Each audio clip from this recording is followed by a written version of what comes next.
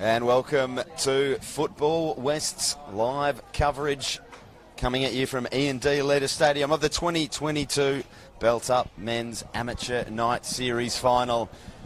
Not quite the night series today. It is a 3 p.m. kickoff. I'll tell you a bit more about that in a moment, but before I do that, I'll introduce myself. I'm Sean Fry. I'll be calling the action for you today alongside the always lovely Kalichi Osunwa. Kalichi, thanks for joining us. You're too kind, Sean. Wouldn't miss this game for the world. Getting to see the Amateur Night Series final. Always a joy, always a pleasure as well, mate. Yeah, I'm hoping for a cracking match. I know you were looking down that East Perth lineup before the game and seeing some names players that you quite highly rate. Kalichi, a few that you might have played with in the past. Who jumps out for you? Who do you think is going to be important in this one? Well, the not so loud secret about the East Perth team is a lot of them are players who've played in the Amateur State League, state team, Sean. So the likes of number 3, Terry Bernard, is an absolutely amazing footballer. He's a former Mauritian international as well. Yuri Galba as well is a sensational footballer, former captain of Wembley. Joseph Dooley, the number 6, has been a stalwart for East Perth. He's been at the club, played in every level in the amateur leagues now that they're in the Premier League, so that's a story. That's a bit of a Jamie Vardy story. Jamie Vardy story indeed. Number 8 for them, Adam Giannis, was the 2-time footballer of the year in the amateur leagues. Can't say enough about Liam McManus, about Mehdi Rabbi, and even Eamon Kelly. This is a pretty stacked team, in all honesty. Yeah, well, the challenge is there for Kelmscott, although I'm sure they'll be up to it as Liam Hunt gets us kicked off. As I mentioned, this is the night series final. There's been a lot of games already played. It's the first trophy of the year, but the reason we've got a 3 p.m. kickoff today is that E&D Leaders is a big home for Rangers fans when their games are being broadcast, and there is a big game tonight between Celtic and the Rangers that will be on here, and I needed to get the night series out of the way before that starts. So if you're watching and you are a Rangers fan or a well-behaved Celtic fan, if there is such thing, you're welcome to come down to E&D Leaders and watch the game. But for now, we turn our attention to the Amateur Night Series final, and it's East Perth knocking the ball around the back. Joe Dooley just drops it back for his captain, Jiroj Galba. And they're just happy to control this and knock it around the back in the early stages. Back to Aaron McKenna, the man wearing the gloves for East Perth today. East Perth are in their black shirts and shorts with the green trim, attacking to the right of your screen. The Kelmscott Roos in their green and gold, attacking to the left. A good lunge there from Alfred Bayan. These two teams played each other in the pre-season already in one of the pre-season fixtures where East Perth ran out winners, but I'm not too sure if that's an advantage in a cup final when you've already played in one. Maybe it might add a little bit more pressure, Sean.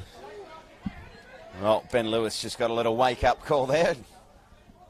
Ball smacked in the face. It's good to get the blood pumping early. Still wincing a little bit. East Perth with the throw.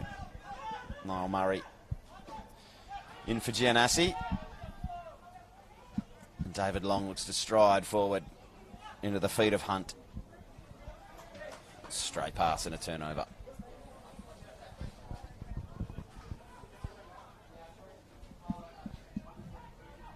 A decent crowd in here today for this final. And a lovely touch there from Chiazolo, and he can run. Had Kelly in pursuit, wasn't getting there. The ball forward, cut out, and that's a really nice touch. And perhaps a chance for East Perth, but the skipper gets across for the Roos. Jared Lang seeing the danger from centre half and getting across to cut that one out. It was an important intervention. That's a terrific bit of covering there from Jared Lang. Liam Hunt is a very, very fast striker, so he's read it and done such a good job there to intercept it.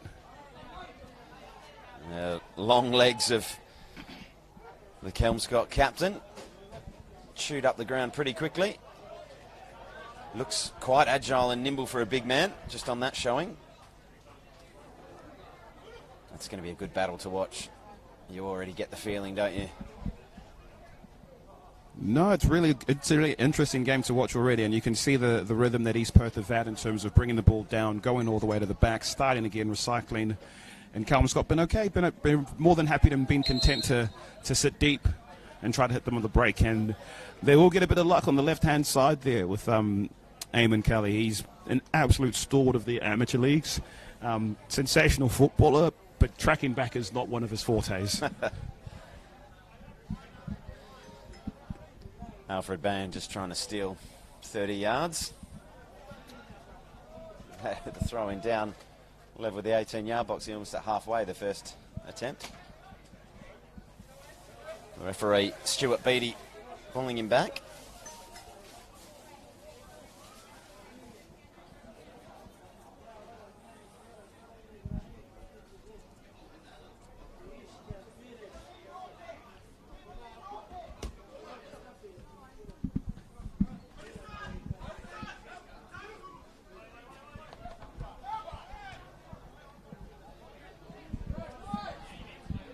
Kelmscott finding himself under a bit of pressure there. Tommy Livingston in the fluoro orange, the man between the sticks for the Roos. His hacked clearance out for an East Perth throw. They're going to come all the way back to their stopper. Shifting side to side. It's a warm day. The third place playoff we had earlier won 2-0 Joondalup United over Kwinana United. They had a couple of drinks breaks in each half. I assume we will have the same here. It is very warm and muggy, and there's I think a pretty easy offside would have been given if the ball didn't run over the line. It'll be a goal kick instead.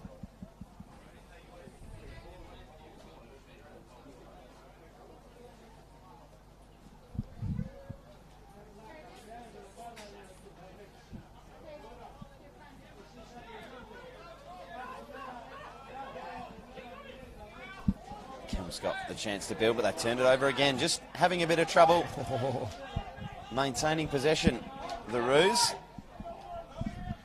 If there's one thing that's never happening in a football game, it's now Murray pulling out of a challenge, Sean. That was a good full-blooded one there, and no Kelmscott players taking a backward step either. This band.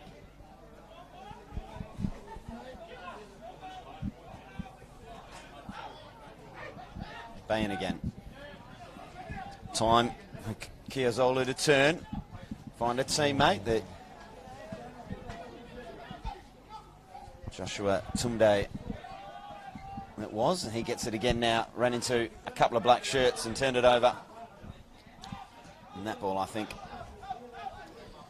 intended for Hunt again. That lane cutter once more. Kiazolu's getting a bit of joy there. He's picking some really interesting positions in the half spaces where he can turn and play passes through. And if Kelmscott are going to get at East Perth, that's going to be a real good outlet for them. Just not finding those passes, though, when they get in those promising positions at this stage. Though that being said, East Perth have yet to unlock the Kelmscott defence either. Here's Hunt looking for a big diagonal. I think Rabbi Galami will get there and keep it in. Galami's cross. It's surrounded by Roos, but winning the header was Eamon Kelly. Back for Hunt. Hunt looks to curl it in, and the player's still down on the edge of the 18-yard box, and the referee will now stop play for the head and neck injury. I think that was in the contested header with Eamon Kelly. Physio will come out. It does look to be in some distress, the player on the ground.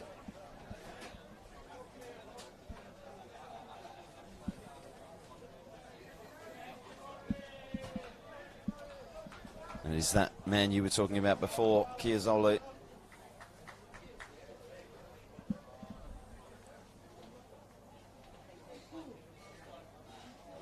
It's interesting to know what position he is actually playing, because we've seen him line up as a left back, but then a couple times he's been the centre of midfield, taking the balls, turning and moving in. they might have some sort of Pep Guardiola-esque switching in with the fullbacks and a centre midfielder, Sean. Well, I love nothing more than a rampaging centre half. If that's where he will spend most of his time, it's going to be a good watch. Stuart Beattie drops the ball, blows the whistle. We restart, and probably won't be long before Chiazolu rejoins the fray. Just having a word on the touchline there with fourth official, Liviu Katona. Our assistant referees today, Brian Edwards and Joshua Ban. I've already mentioned the man in the middle, Stuart Beattie, a couple of times. And another stoppage for a downed player on the far side. Just a bit of a stop-start nature to this one after a reasonably opening 5 minutes or so.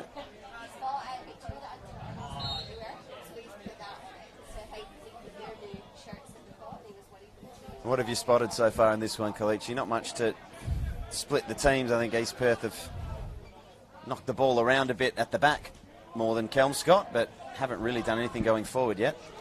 No, they've only had that half chance with Hunt running in behind, but we've seen that Kelmscott haven't necessarily had anything progressive in the East Perth half just yet. They've done a really good job destroying play, but that's not going to be enough. They're going to need to find a way to get the ball, get some sustained spells of pressure, and kind of play it through. So we'd like to see the midfield get a little bit more into the game as well, Sean. Well, that was a good example of what they might need to do to get the ball in the final third. Some high pressing and winning the ball in the forward half. And now a throw in an advanced position. First real chance for Kelmscott to threaten Aaron McKenna's goal. Looping throw. Marshalled well by the East Perth defence, and that's a nice little back heel flick, and Hunt was away. I think he was just inches offside there.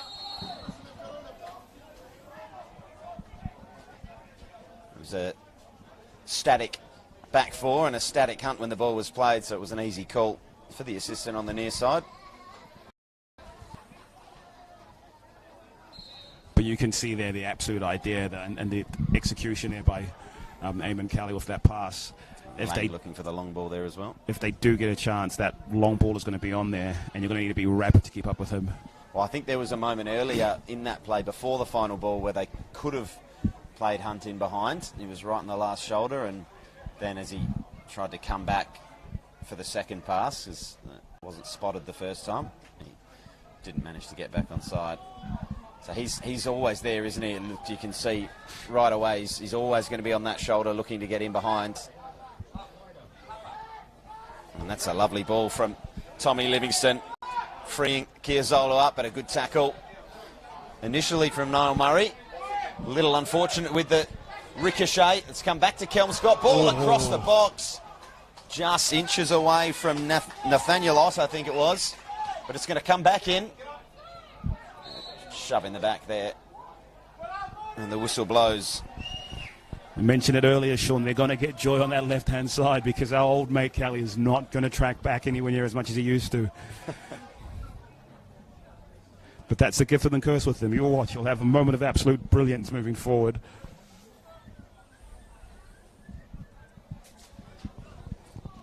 East Perth with the restart. Some spectators up on the hill there as well.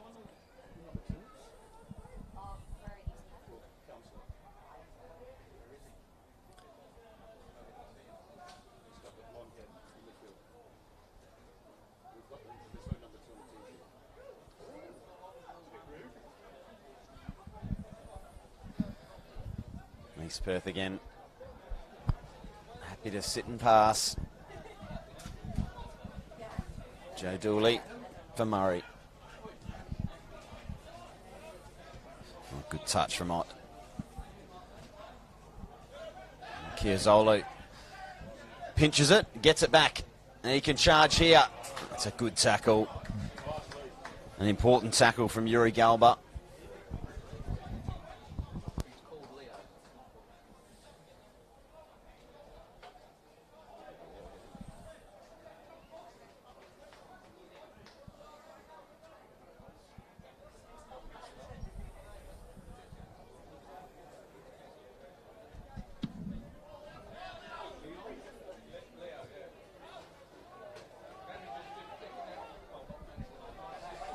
Oh, dawdling on it a little bit there and getting away with it, Jared Lang.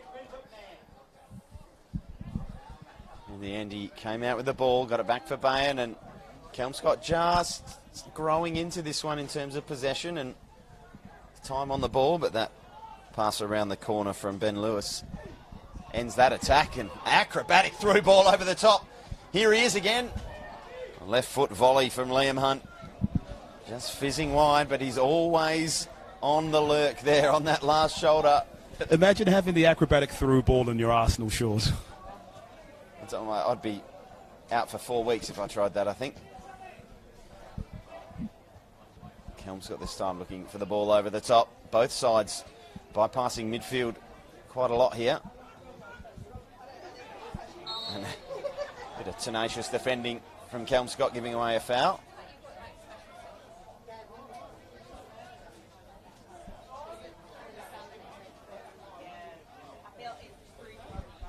He's done really well there, Dooley, taking the ball in midfield, keeping it nice and tight and close and winning that free kick.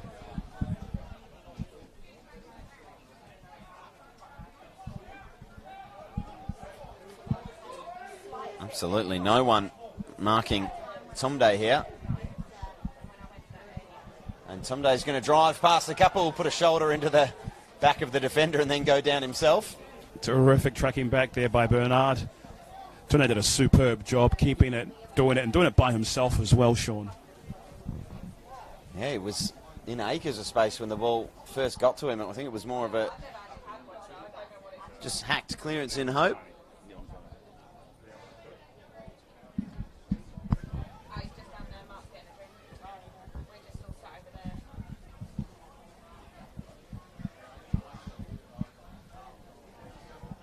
It will be a Kelmscott corner if they can figure out who's going to take it.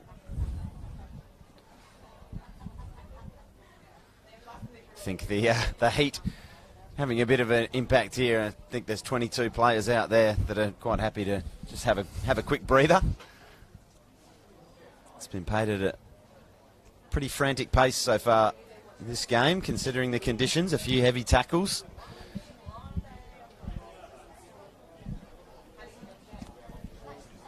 Someday will take the corner.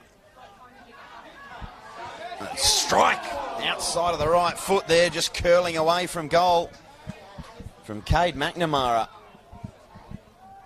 He's done so well there to bring the ball down, keep his balance and get a strike away too, Sean. And look, for all money, it was going in. Yeah, good strike. Just a little bit of left to right, took it away from that right-hand goalpost. Here's Bayan. Varney can get it and turn. Looks to get it back there from Vaughan Audrain, who just had his ankle stepped on, and that'll be the first yellow card of the day. And I think the referee, like me, may have missed the afters in the second one. It didn't look like much, Sean. It looked like, as the ball was just being played there, Dooley and Varney had a little bit of a coming together. It didn't look like a whole lot. And Neil Murray and the infringed Vaughan Audrain share a little high five. No malice.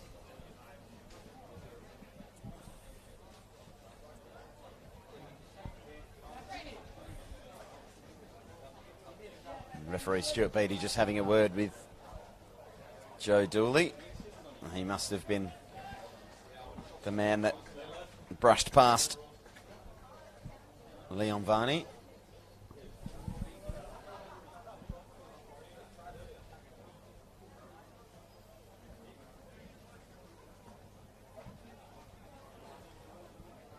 And I think as this half wears on, you just pulled up the weather before. It's 28 degrees, but it's a very balmy 28 degrees. The humidity just feels off the scales here at the moment. Very muggy Brisbane feeling kind of day right now, Sean. Dooley. A bit of joy for the Roos fans in attendance, letting their feelings be known about the accuracy of that pass. Trying to tickle it around the corner there was McNamara. Didn't get the contact he wanted. Varney picks it off, and Audrain can carry it, but a quick turnover again leaves East Perth with a chance to counter-attack, but unable to bring it in on the chest there, Eamon Kelly.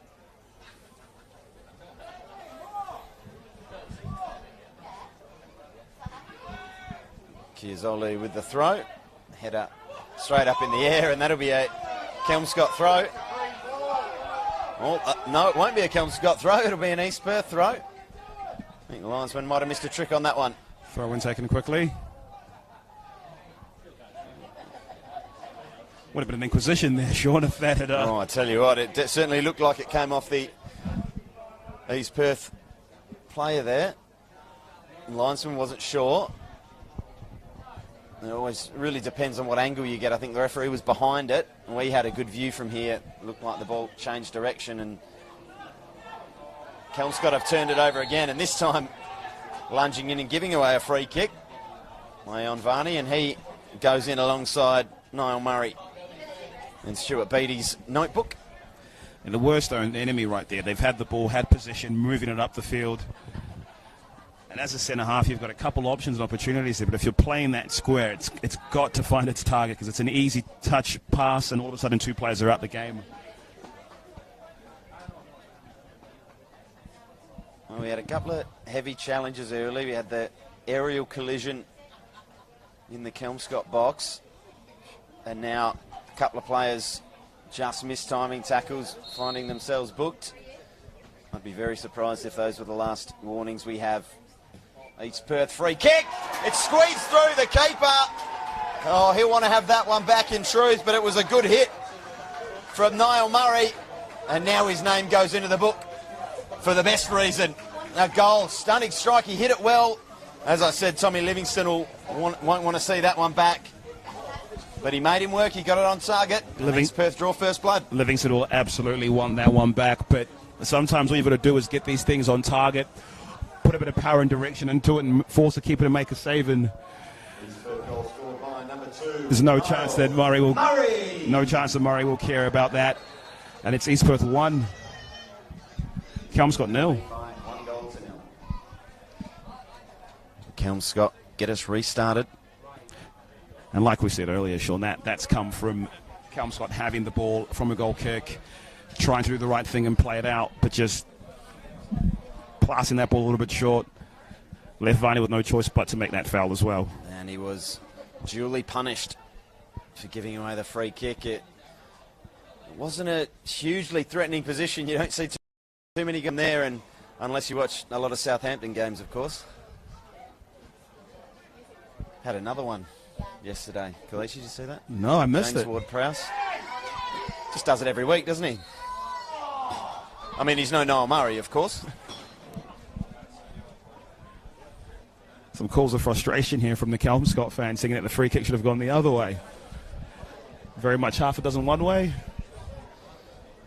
Yeah, and you tend to find those decisions go the way of the defending team.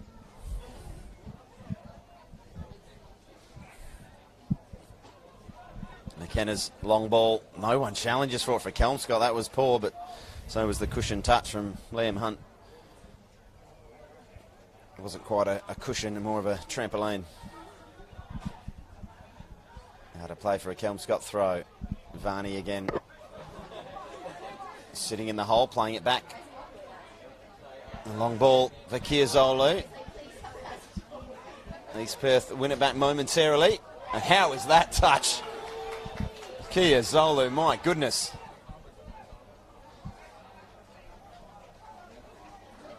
Well, you don't get any points for that in football, Kalichi, but... So far we've seen the acrobatic through ball and the scorpion kick bring the ball down and have it right in front of you, Sean. Yep. It may be the amateur night series, but there is some talent out on that pitch today, that's for sure.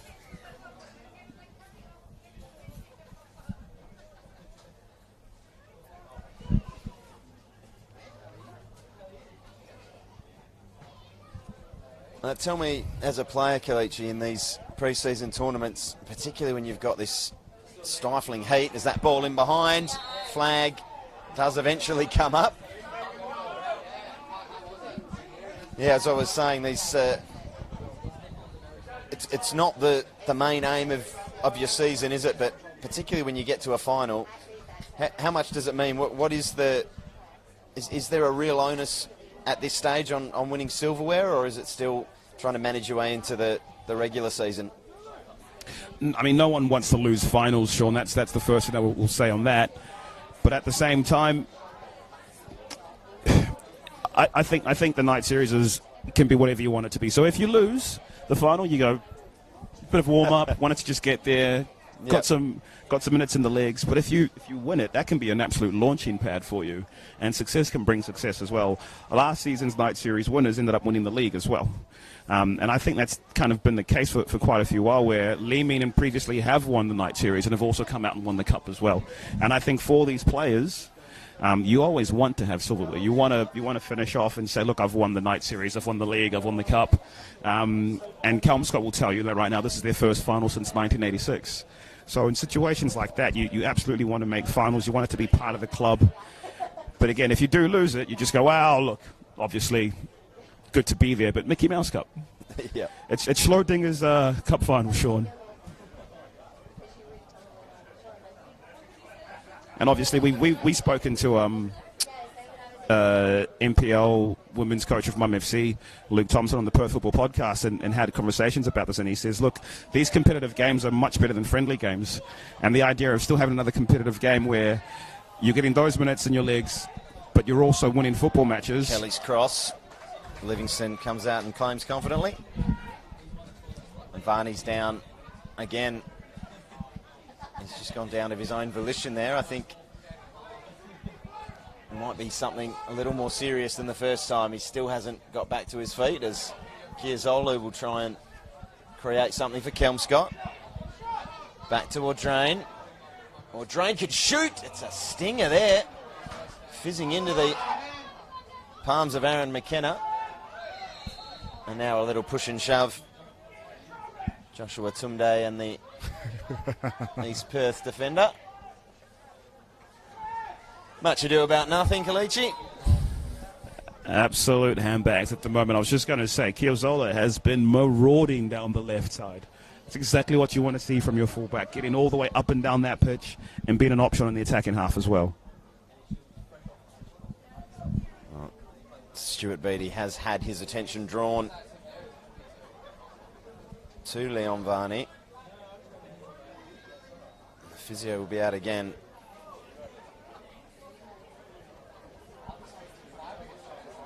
Just got a message from an unnamed source saying, any chance you mentioning last year's winners were unable to defend their title this season? Well, if you stayed in the league... Who were they, Kalichi? Southwest Phoenix. But if they stayed in the league, they'd absolutely get a chance to. But they wanted to go try new, bigger and better things, and ended up having a loss the other day. So good luck with that. Okay, this sounds like a personal vendetta. I'll stay out of it. But we love you, Nick.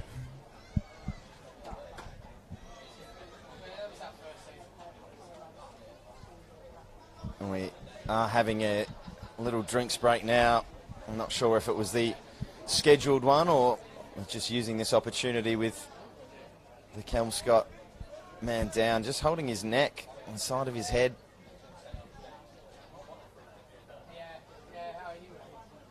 Obviously, head injuries in football are now being treated more and more seriously. Neck injuries, likewise, they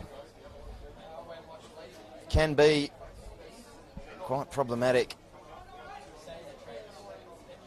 But he'll be checked up and made sure he's safe to continue before he comes back on, I'm sure.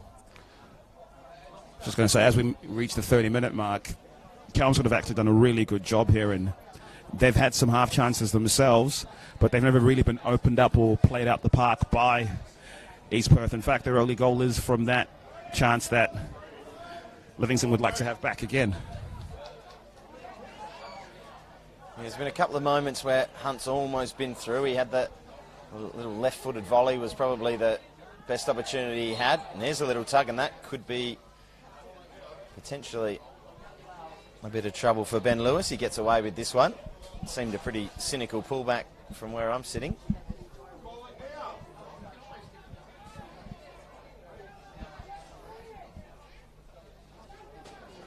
It's always a tricky spot, taking a free kick from that angle. Straight down the middle. He's got David Long asking for it wide. It's going to not quite reach Long. The keeper comes out and deals with it. Not convincingly again from Livingston. And here's a chance after a mistake for Kelmscott. Tunde. Long ball over for Ott. Ott cushions it down. Here's a 50-50. No one's backing out of that one. And Ben Lewis takes the ball, but not in a fashion, and that's a little bit silly, Ben.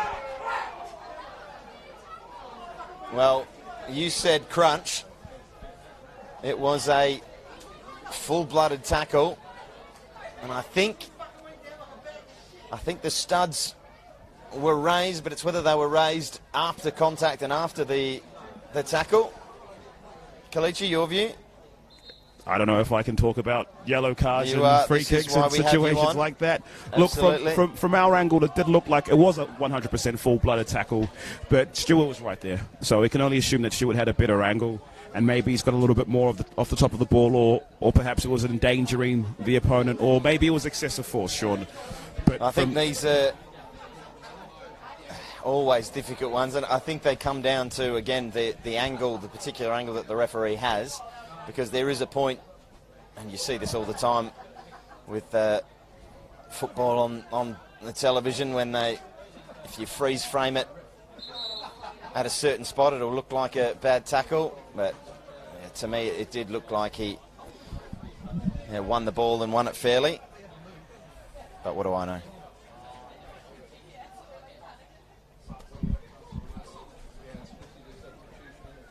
Just seen photographic evidence of that tackle, Sean. And? I'd framed that tackle up in my wall, Sean. It was that good. Kelmscott substitution. Leaving the field to play number 2, Ian Varney. To be replaced by number 16, Brody McRae. Brody McRae joining the action. Varney will not be able to recover from that incident. That's a good ball into the back post. And headed back across when surely he should have set his sights on goal. That was Eamon Kelly. He's headed it back to 3 Kelmscott defenders. He was only about 6 yards away. Surely you had that one down and across the goalkeeper. Perhaps just lost his bearings.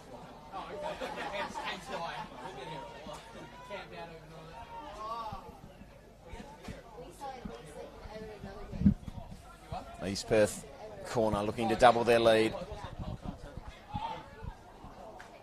Right near the penalty spot. The corner in swinging. The header was won by the big East Perth man, Yuri Galba. Skipper making his way back to centre half now after his header flies harmlessly over the bar. Looks like he's recovered quite well from that challenge as well, Sean. Good to see.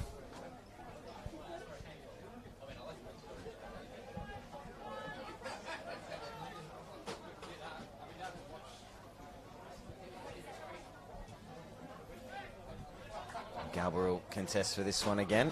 And shrugs off Tunde comfortably.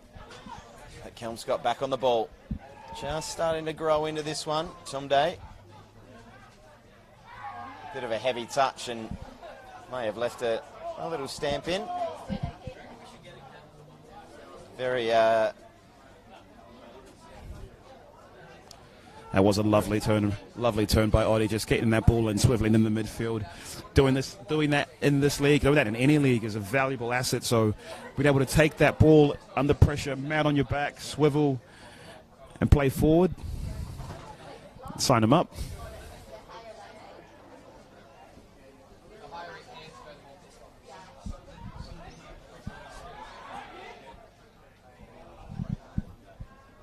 Lovely little cut inside there from the big man again. And Hunt just had the pressure coming. Couldn't find a pass out for Kelly.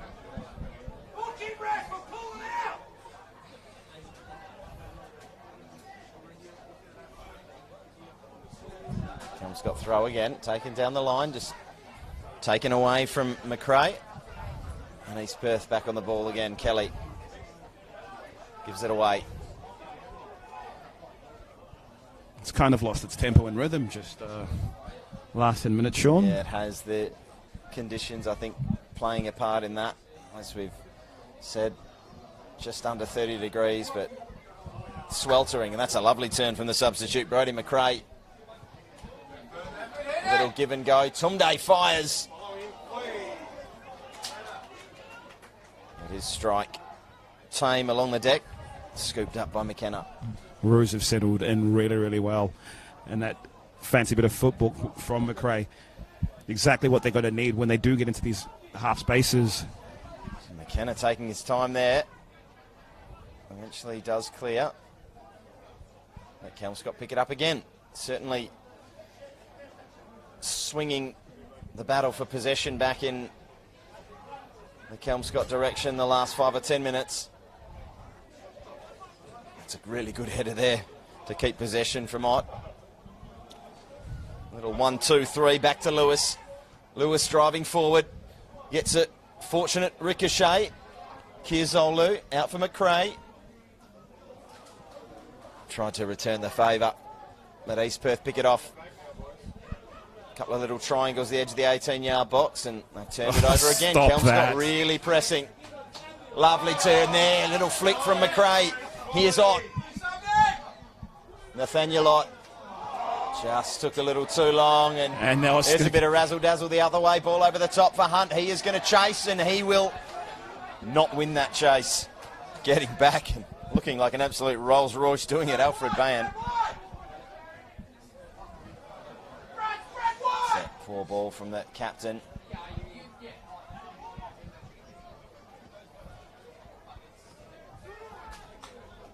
It just shows you, doesn't it? Kelmscott can start to win that possession battle, but it just takes one ball over the top. With a little bit more accuracy, perhaps Hunt would have been in. Dooley. When you do have the ball and you have that sustained bit of pressure, you do need to keep building on that momentum, whether it is getting a shot off, whether it's getting a corner, and hopefully it's getting a goal. But East Perth are going to need to just slow things down a little bit, get the ball on the ball, and just get back into their rhythm, because they've gone away from that. Hunt.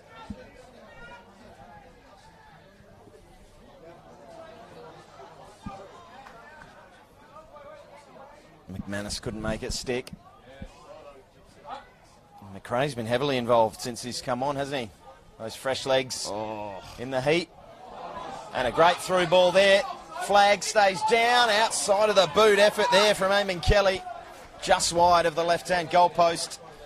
So close to doubling East Perth's lead. That was absolutely delicious from McManus. He had a chance to play in Hunt in terms of doing a 1-2, but he's cut across and played it to Kelly.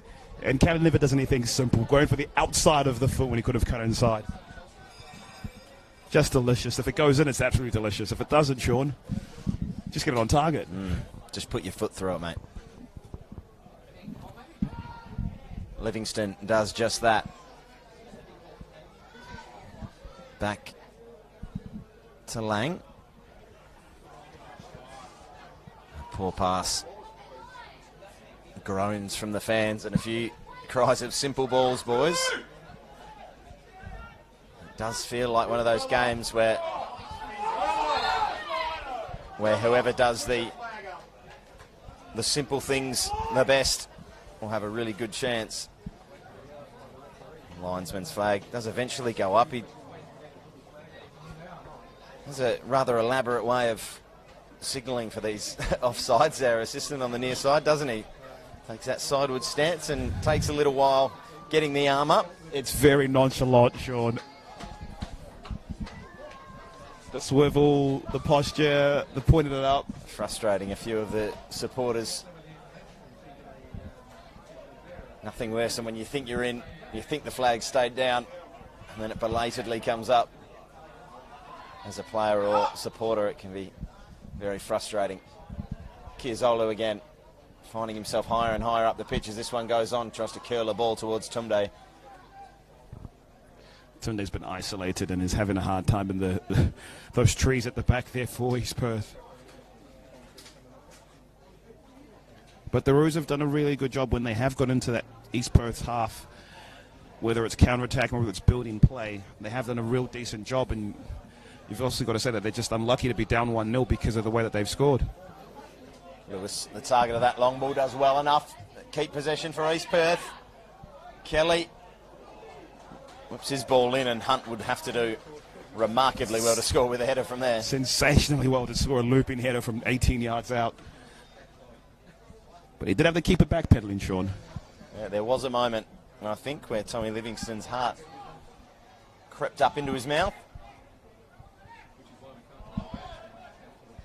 Bayan striding away, exchanging passes with Kiazolu.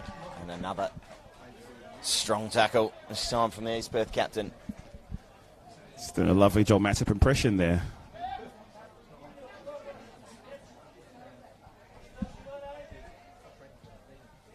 Just feel that with the way these tackles are coming in and the emotion of being a cup final, even if it is only a pre-season cup final, I would be surprised if we end this game with 22 players, Kalichi. Well, maybe not surprised, but I would not be surprised if we see a few more cards flashed in the remainder of this one. A couple more yellow stickers, you reckon? I would think so, as we head into the final couple of minutes of this first half. It has died down a little bit, the tempo, as you mentioned. I think the players ready for a break. Go and refuel, recharge, and come out for the second half with slightly fresher legs. I'm sure some substitutes will be being used in the second half as well.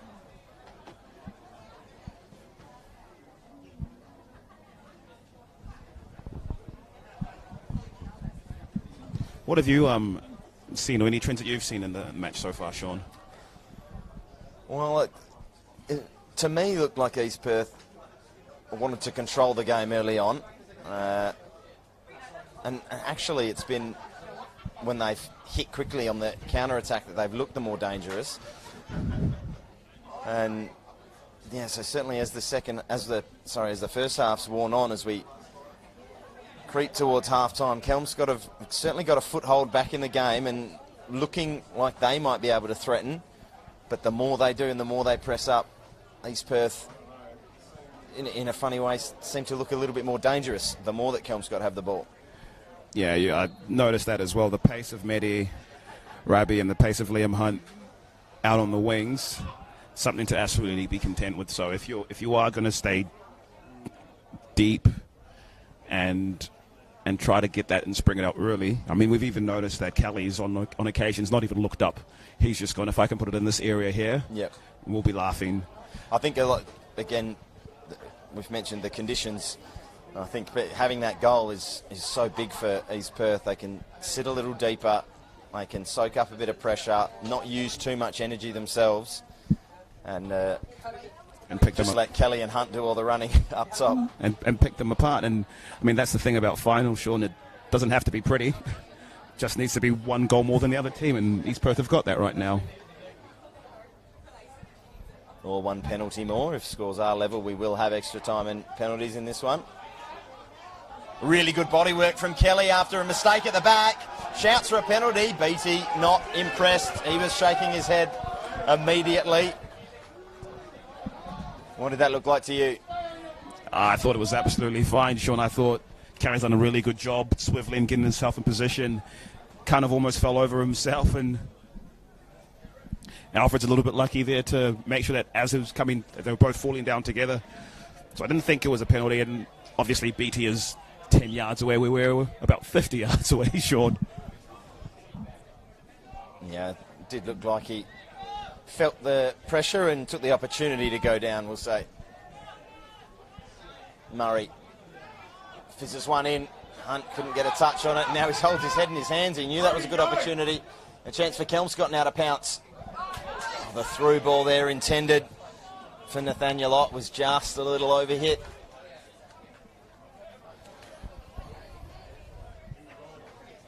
or at least ill-directed. Good chance for Kelmscott on the counter-attack, spurned.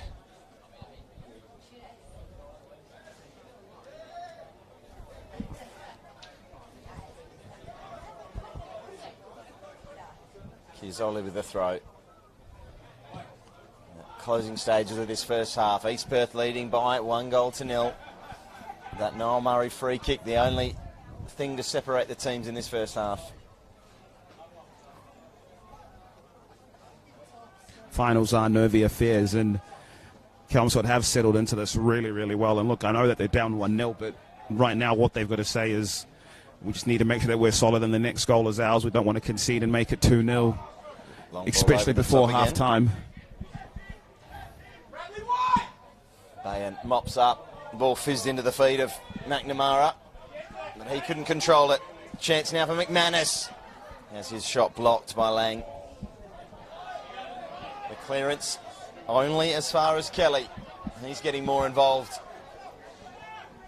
Murray, smothered by Livingston. Kelmscott will take a breath. Just quickly though, as they find a bit of space on the far side. Audrain, plenty of time to look up and assess the situation. Tunde brings it down well. The first touch, the second was even better. For it. The third was hit with some venom, but couldn't keep it down.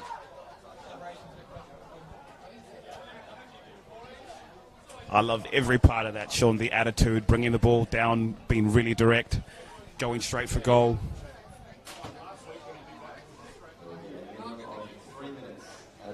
Considering he's up there doing it by himself, he's done a really good job holding play and moving forward. The fourth officials board has just gone up to indicate 3 minutes of added time.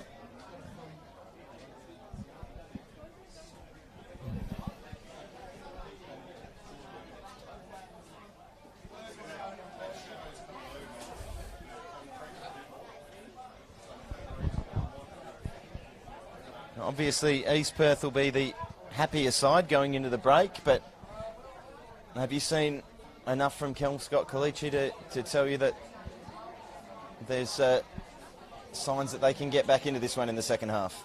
No, there are absolutely things that they can keep doing to help them as they progress. Obviously, Chiazoli, who's been a really good attacking option from fullback pushing forward. I think as long as he can keep moving forward instead of defending, that's a really, really good sign for them. Now slotting in at centre half again on Hunt. A free kick given and a late chance for a double lead. You're shaking your head, Kalichi. Not happy with that one? No, I was more saying that you've got the wrong player, Sean.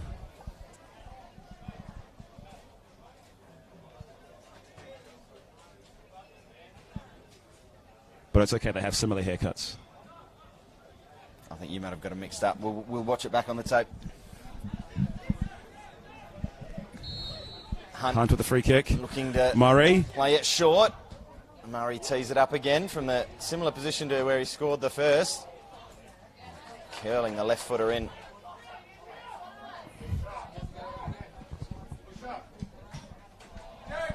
That is a great ball. Just judging that one incorrectly, bouncing over his head.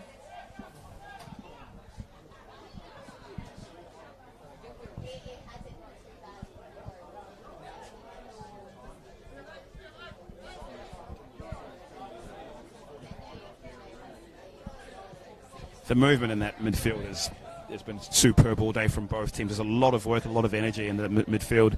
And to be doing it at 28 degrees, it's tough yakka. It's impressive they're still going. Chiazoli just pushed under that one. Bayan mops up, but a free kick given. Taken quickly with a matter of seconds left in the first half.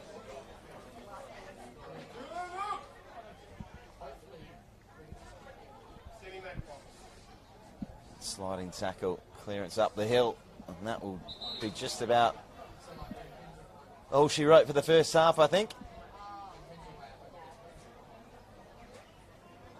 Just enough time to go and retrieve a ball, perhaps get one more ball into the box. Maybe still time for East Perth to launch a counter-attack, although Hunt is dropping quite deep. I think it's a case of holding what they have. Although here is a long ball. Hunt, as I mentioned, a little bit deeper, but he has no one to find with that forward ball. Livingston plays the last pass of the first half. An entertaining one, legs just running out as we tick towards the end of that first 45. The only goal in this first half, a Niall Murray free kick from a good 25 yards plus, just fizzing under the outstretched arms of Tommy Livingston. The score at the break, East Perth 1, Kelmscott Roos 0. Any final thoughts on that first half, Kalichi? It's a really good advertisement for Sunday League football. Two teams fully committed, crunching tackles, contentious decisions. What more do you want, Sean? Well, we will be back with another 45 minutes of this after the break.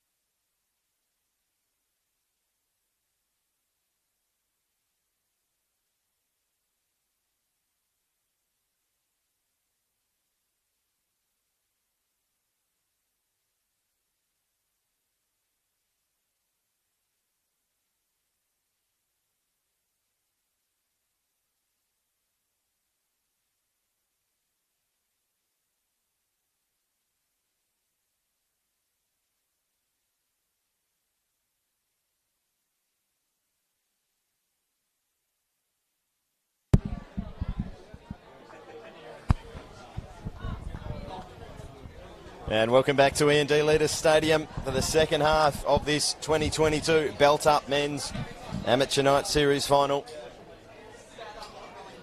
Of course, the Belt Up message, an important one. Football West and the Insurance Commission of Western Australia have been working together for many years now.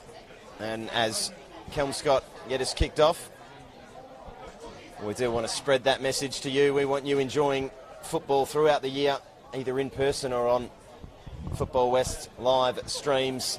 So what are you going to do when you get in a car, Kalichi Osunwa? Make it click, Sean, and belt up. That's it.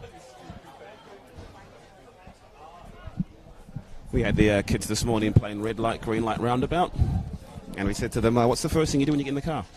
Seatbelt. Seatbelt. That's it. Don't become another statistic on our roads. Very important message. So thanks for the Insurance Commission of Western Australia for partnering up with Football West again. But let's get back to the football. East Perth with a 1-0 lead, courtesy of a Niall Murray free kick in the first half that squirmed through the Kelmscott goalkeeper Tommy Livingston's hands. Kelmscott now attacking to the right, or they would have been. I think that's a fine, Sean. Foul throw from Bradley Kazic, who I believe has come on as a substitute. Or perhaps he was just over on that far side, so he didn't see his number in the first half. Quite often that happens with these little commentary booths that we get. So apologies, Bradley. You'll get your name read out a little bit more in this second half.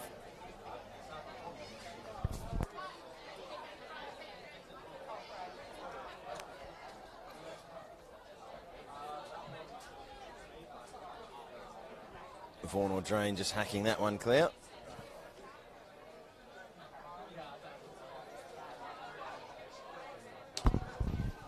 Long throw from Barrard, headed away. I think Gianassi wanted the run from his teammate and didn't get it.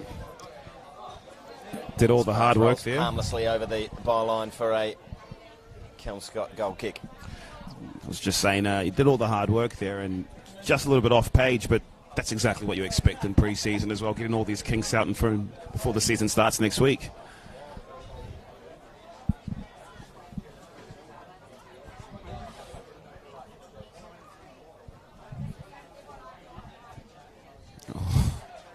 Pass infield for Lewis.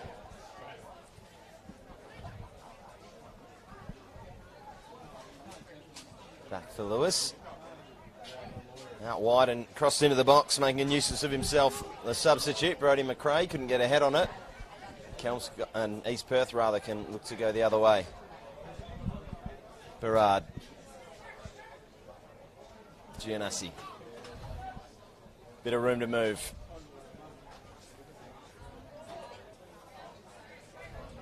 And just starting this second half the way they started the first, East Perth, looking to control it at the back. Hunt tried to take on a couple of roos. And a poor back pass. And a chance here for East Perth to make it two. Comes back to Liam McManus. His strike is well over the top. That's good covering defending from Bayard to make it difficult for McManus to play that ball into Hunt.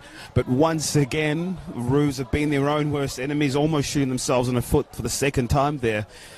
It almost didn't happen in the last time when Bayard had the ball and he played that ball in field. You've got to make sure, especially if you're the centre back, Sean, those passes need to hit their target.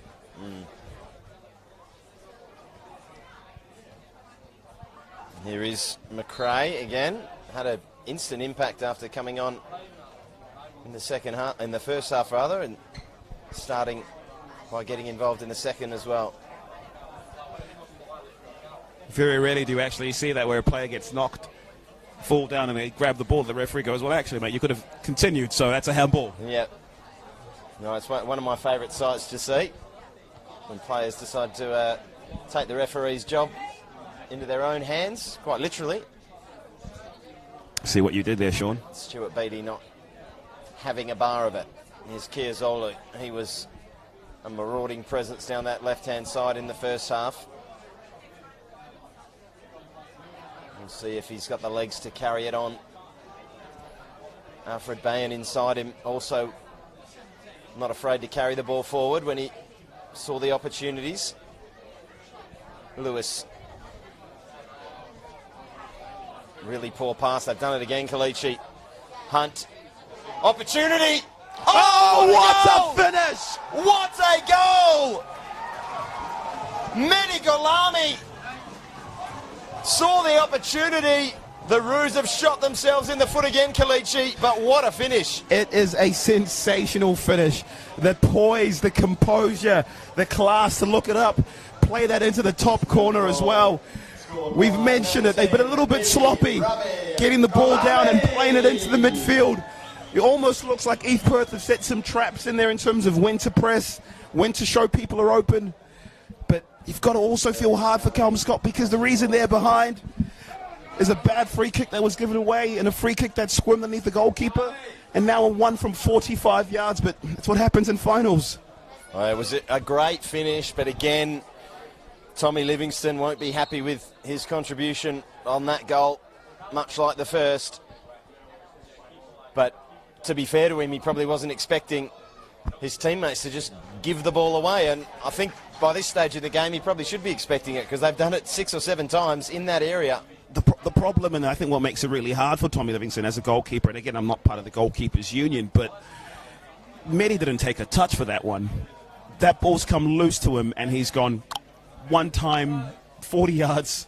And it never looked like it was missing. Yeah. As soon as he hit it, you thought, that's nestling top corner. That might even be a hard one to save if you're on your goal line. And it wasn't like it bounced on the line as well. No, that was absolutely perfect from the East Perth number 10. Doubling that lead given to them by Noel Murray's free kick. I spoke to a couple of East Perth officials during the week, asking them about who to look out for, and they mentioned the likes of Kelly and Rabi as players who, Sean, were in here. Here's Olu with a chance, and perhaps he should have taken it on himself too. Unselfish. Looking to feed Nathaniel Ott down the left. And perhaps the shot was a better option. Bayan, geez, he's got good closing speed, doesn't he? But again, puts a teammate under pressure with a bad pass.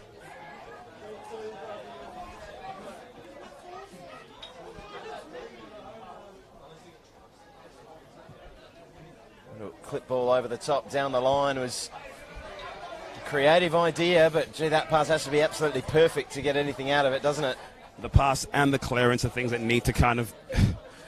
Yeah, it's a little bit flustered right now. So for Kelmscott, what they really do need to do is you just need to kill the next 5 minutes, whether it's keeping the ball or whether it's just playing in East Perth's half.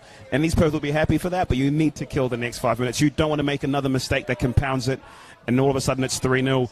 If you can kill the next 5 minutes and score with 50 minutes to go, it becomes squeaky bum time, and anything can happen then, Sean. Yeah, certainly. I know it goes without saying, but more than anything, they need to stop making these mistakes. No, there haven't been pressured mistakes. There hasn't been an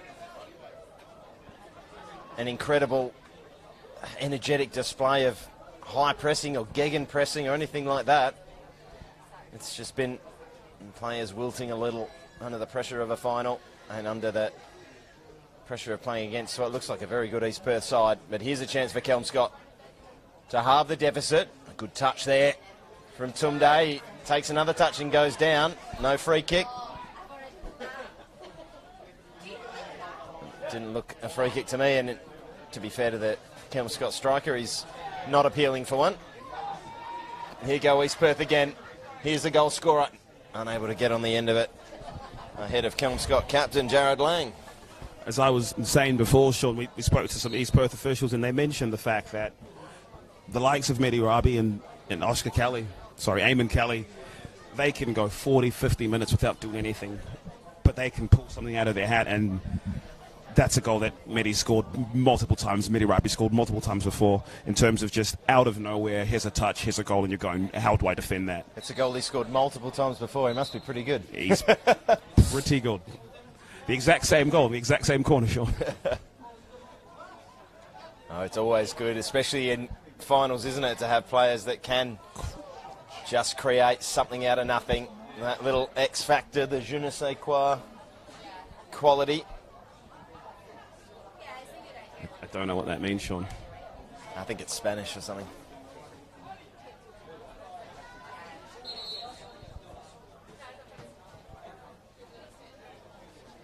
Player down.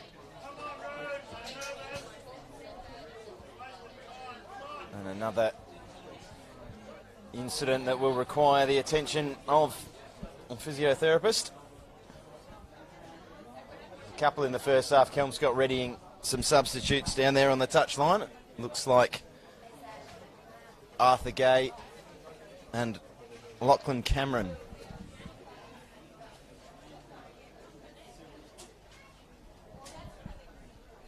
We'll see who the players will be that they'll replace. The referee's assistant just about to raise his board. It will be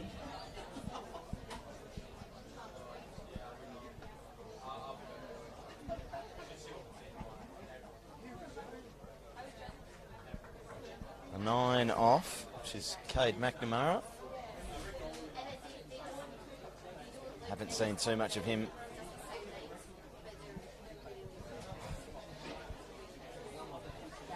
And Nathaniel Ott will be the other.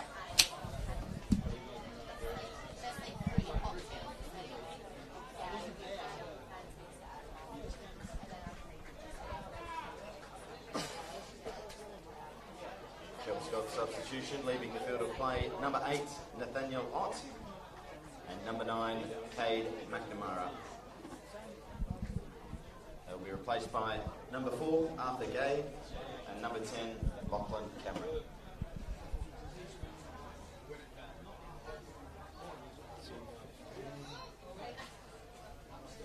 Looks like East Perth readying some changes as well. Eamon Kelly's day is done. Likewise, the goal scorer, Mehdi Galami.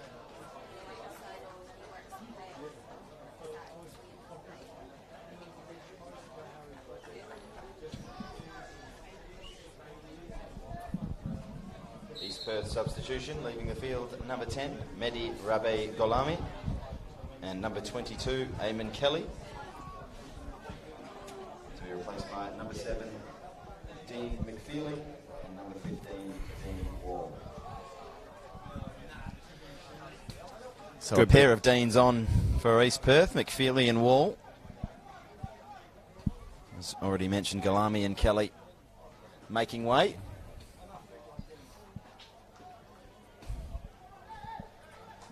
It's nice to come off with a 2-0 lead in a cup final, isn't it, Kalichi? Then, regardless of whether you win or lose, it's not your fault.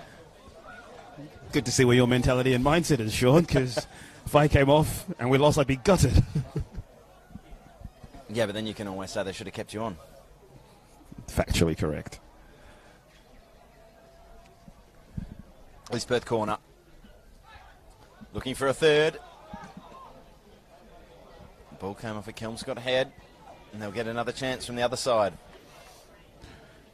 Good header there by Chiazolu to avert the danger.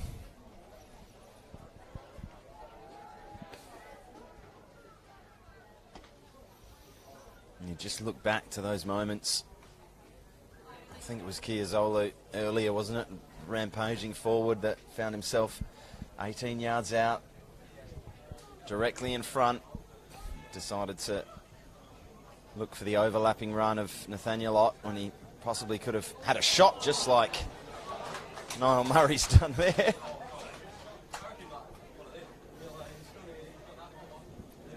In fact, was it Hunt? Similar haircuts, Felicia, you see? Similar haircuts, mate. Confuses me at either end. Some great body work. Joshua Tumde. He's a handful when he gets on the ball. He did a wonderful job just to roll his man there, didn't he? And Vaughan Audrain at the back post, just ghosting in, sliding in, couldn't get a stud on it. His body balance and patience there, Sean, was a sight to behold. It's really easy to get nervy in these situations where you've got a man on you. You're trying to get back into the game, but to keep the composure and to drill that in, that's terrific work. I was going to say, just mentioning Liam Hunt there, I've been fortunate to play on the same team as him and unfortunate to play against him, and he is a pest. And one of the most pesty things about him is he'll shoot from anywhere, and you're not expecting it, but all of a sudden, goalkeepers are making saves when you're thinking you're absolutely fine.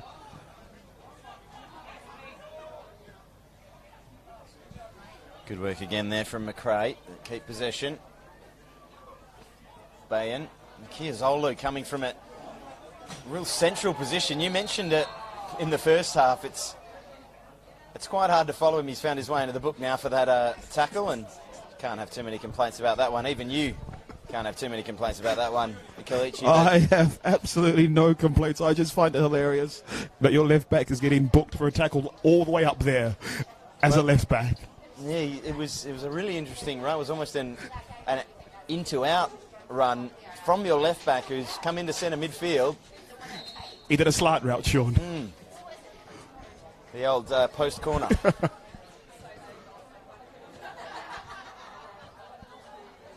Wall, another one who has left Wembley to come to East Perth. Ill-directed cross out for a Kelmscott goal kick. They're going to need one soon, you would think. But it would really change the feeling of this one if they can find a way to get the ball past Aaron McKenna. You're right, Sean. And that truthfully is, they just need one. That's that saying about a journey with 1,000 steps, needing the first one, but they've done it again. Unbelievable. And we both had the exact same reaction. It's just time and time again this afternoon. And again, this time, Bayan, he lunges in to almost make matters worse. East Perth looking to put the dagger in, you would think. Comes out to Hunt, who's offside. What's really interesting, Sean, is doing the research into this game. We spoke to Joondalup United, who lost to Kelmscott, and they said that they couldn't live with the long balls through to Tunde. And the idea that they're being punished right now because of these balls being played into midfield over and over and over again that have been intercepted. Certainly not playing to their strengths, are they?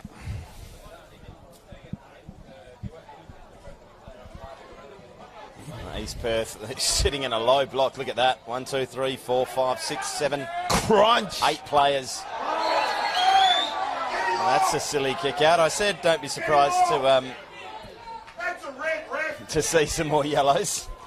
Just a weird one there from Berard as well, wasn't it? Because he wasn't really kicking into anyone. It was just dangerous, I guess. The referee thinking you can't just throw your boot around like that. That was just unnecessary from Terry Bernard. It's a bit of Bart Simpson. I'm just going to kick my legs here, and if anyone happens to be in the way, that's their fault. What's that thing that we say about the game, Sean? Respect the game, understand the rules, understand what's going on. But in that situation, that wasn't a ball-playing activity. Well, depends what ball you're going for, but that's not the ball-playing activity whatsoever. Very strange moment there for Thierry Berard, but Kelmscott will be more focused on trying to find that goal. Kiazolu tracking back to field. Taking his time, playing it short. And here they go. This is where they've had so much trouble and come unstuck so many times. On this occasion, they just about get away with it.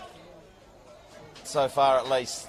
And eventually the long ball down the line and they turn it over. You just wonder where, as you said, that a team that beat Joondalup United, that is, with these long balls, and we've seen the ability of Joshua Tunde, they just haven't been able to get him into the game enough. Long ball over the top. They've switched off at the back here a little. The captain getting caught out. McManus unable to get a shot away, squares it. Cleared by Bayan. Brought down by East Perth to ground level, but Kelmscott pick it up. Tunde down the line wants it. Find him now. And here's a chance for him to show what he can do, but he's doing it down by the touchline on halfway. Turning it over, and East Perth are away again. Through ball to Hunt, just going wide. Good sprawling tackle from Bayan. If I'm not mistaken, I'm pretty sure Bayan is like 22 years old. with an absolute future in front of him, playing defence and playing centre back. He has all the tools. He just needs to fix that distribution every now and then. Dooley. Wow, Joe Dooley looking for a third for East Perth, just wide, and we've got another man down. It would be a storybook if he had scored a goal there, Sean. As we mentioned earlier, Dooley is one of the very few players that's been with East Perth almost since its inception, playing in Division 5, Division 4, 3, 2, 1, and now playing in the Premier League for the amateurs. Like you said, Story, very Jamie Vardy-ish. Less of a P-R-I-C-K, I've heard, though. That's not hard, though, is it? Certainly one thing Jamie Vardy leads the league in.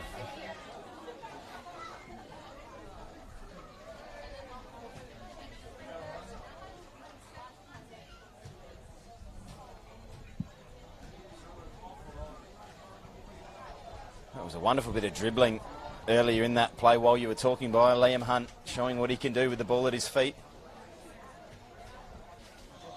And I think it's Fatahade Kiozolu who was injured on the far side. He's back to his feet, and hopefully for Kelmscott's sake, he'll be returning shortly. So it'd be a huge loss to not have him for the final 20 minutes or so. That's about how long we've got left in this amateur night series final, as McFeely looks to drive. And that's terrific to his defending task from well. Lewis. Ben Lewis. Super stuff. East Perth's midfield of Dooley and Giannis has been terrific this half, Sean. They've pressed when they needed to. They've sat in deep when they needed to. They've hunted like wolves and packs every now and then as well. I really do feel like they may have had a word at halftime in terms of when to press, when to set traps, when to go. They've just been very quiet and functional, haven't they? Just getting the job done, not turning it over constantly like Kelmscott have done. Just doing the simple things. Here's a chance for a third, perhaps. Cleared by Bayan. Kiozolu has rejoined on the far side. Both players putting their heads in, but Dooley comes away with it. McManus challenged and challenged well. Kelmscott concede the corner. Touch was a little much there, and good tackle from Kazic in the end.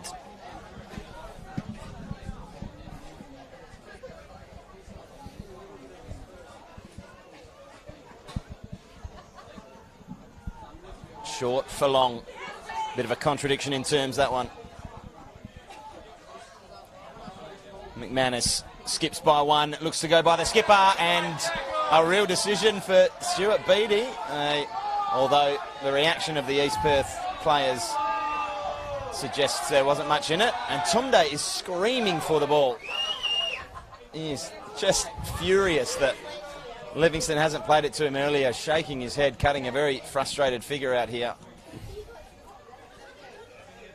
Eventually is screaming, alerted Thierry Berard to his presence, and that little clip through ball for Hunt.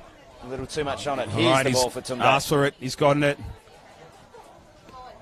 And that's what he can do. He's just bringing that ball in. Lost possession initially, but Kelmscott have got it back.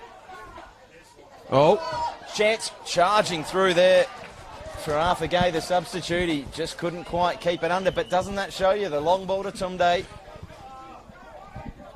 They get a chance. They've got the ball in their final third. Here's Gate. They just need one, Sean, and you can see bypassing that midfield, winning that second phase, and kind of playing from there. Or if any mistakes do happen, you're farther away from goal. Or you just need half a touch, half a nick here, and you're through. And a little bit better there from Kelmscott, and they could have had a shot. It looks like they've got him playing on the wing right now, which on one side is good, but I don't think he's going to do a lot of tracking back there, Josh. Kiazolo for Bayan. Kelmscott again looking to play it out from the back and pen themselves into a corner here. And yet again, just overplaying.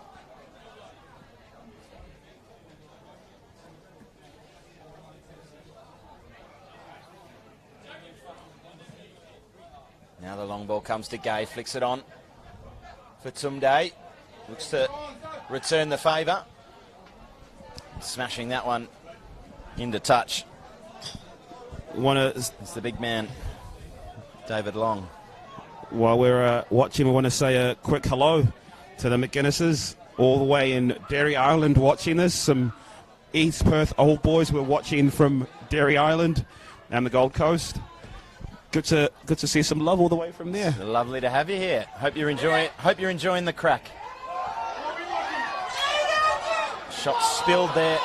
Well, the goalkeeper initially did well to get up quickly and put some pressure on, and that free kick will just ease that pressure. And I'm sure there'll be no rush to take this one.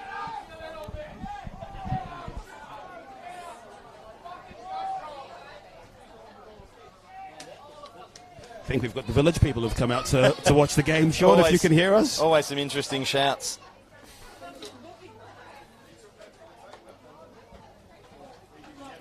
Physio out again.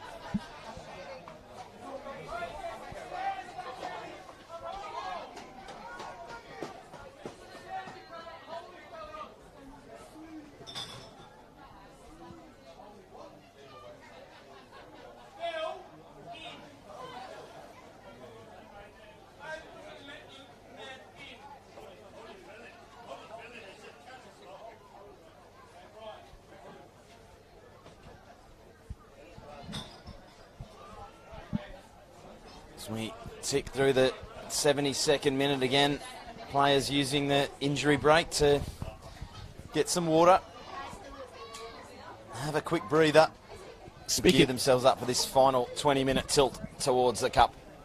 Speaking of the McGuinnesses, Sean, do you know which country, top 3 countries that consume Guinness? No, I don't. Kalichi, tell me. 3 is Ireland. 1 is the United Kingdom. 2? Did we make it? Nigeria. Oh, I thought you were going to say Australia. No, the Congratulations, though. Nigerians, mate, love the black stuff. Yeah. Well, second is the first loser, though, as they say. So don't be too proud of that. But we're above the Irish, mate. Not setting your sights too high, then. Ball pulled back across. McFeely was cut out, and Kelmscott will play through midfield. Well, they'll attempt to play through midfield, and once again, no luck. Something that they really haven't had any luck with all day, and some wonderful bit of interplay there from East Perth. Oh, great good save on this occasion from Livingston. As David Long cut in and fired low. Livingston saving with his feet. Little hand on the shoulder there of Tumday, who wanted a free kick. And just gesturing to Stuart Beattie that was his interpretation of the incident. And this is what you want if you're East Perth. You want the most dangerous man in the other team receiving the ball 5 yards in from their own, 5 yards in from the touchline and 45 yards out from their own goal. Thierry Berard tasked with the responsibility of marshalling Tumday for the time being as he awaits a throw in. Another player down, and this time it's one of the Roos. In fact, it's the captain, Jared Lang, just stretching. Don't know whether that's cramp or some form of injury.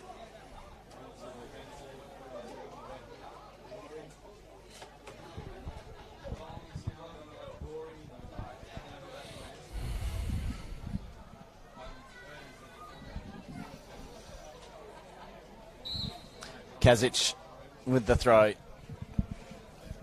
Bayan, look where Kiazolo is. On the left wing. And come short and ask for it now. The ball played in behind instead. but they win the second ball.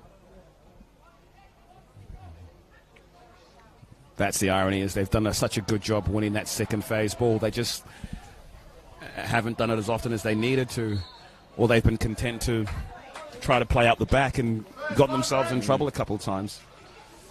Both goals coming from turnovers in very dangerous positions. The first coming from that Niall Murray free kick that was conceded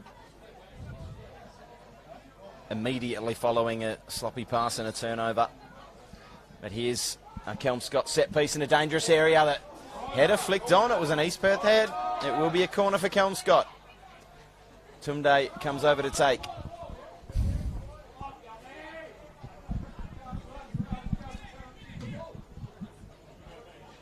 Be a good time to score right now for them. We said this earlier, Sean, if it's your first final in almost 40 years, you want to go out with a bang. You want to go out with a little bit of blood and thunder in the last couple of minutes. I mean, hopefully they can get a goal here. Let's see what they can conjure up from this corner. It's to the near post. Couldn't get a glancing header that they were looking for. And it's headed away by Dean Wall. Out for another Kelmscott corner. Near post run, always dangerous, especially if you can get a block on the defender. This time they go for the back post. Headed away, but Kelmscott will field. Tumday just looking to bend his run. The ball isn't going to be deep enough to reach him. And Murray just puts his foot through that one. Anywhere will do. I think that's been the big difference in this game so far, is East Perth have just played, let's not make mistakes, and they've had an absolute worldie, but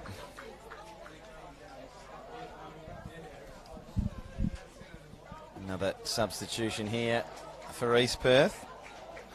Joe Dooley's day is done. Keenan Toland will be the man to replace him.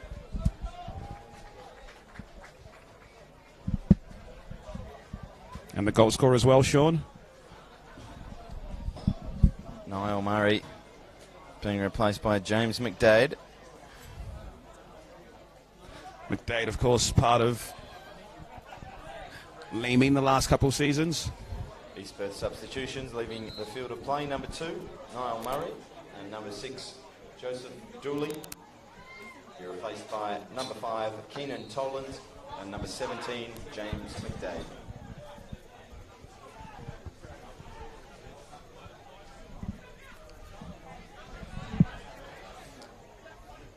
Nice little injection of fresh legs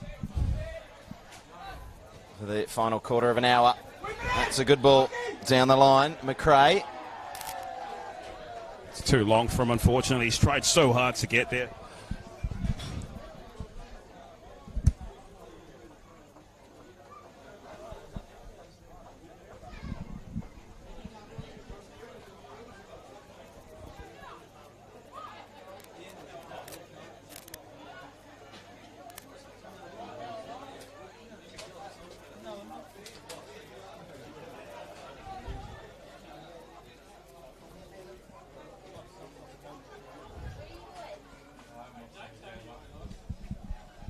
Brought down the long ball there by Bayan. And again they look to play it out, and again they turn it over. Well, just about held on to desperately by the Kelmscott man there, who now screams. Ben Lewis in frustration. He was the man that had to recover from them almost turning the ball over. And the ball down the line for Audrain, he couldn't hold on to.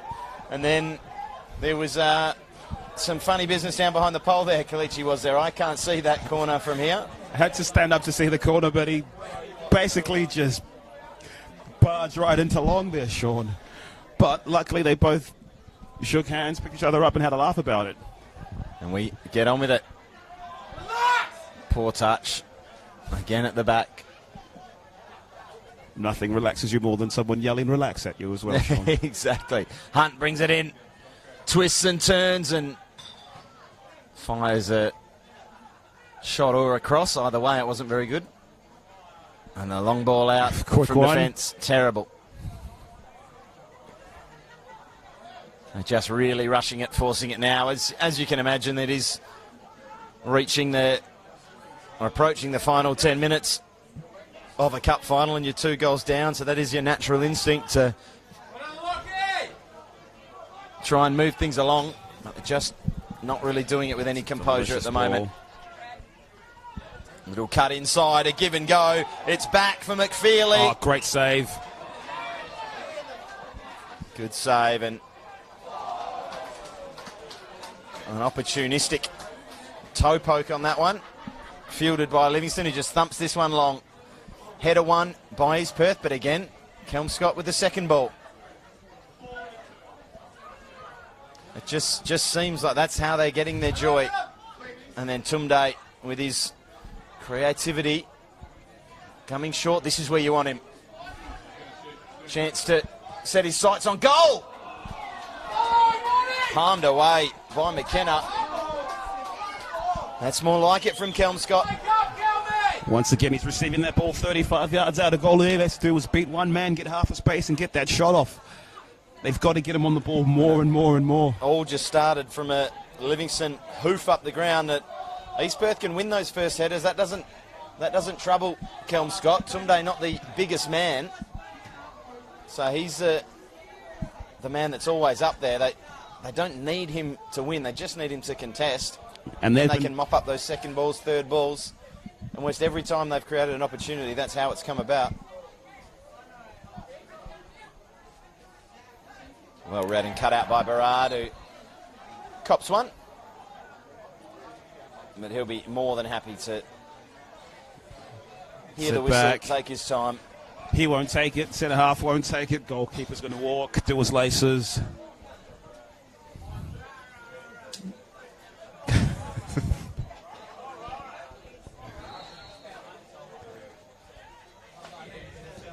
And pump it into the corner.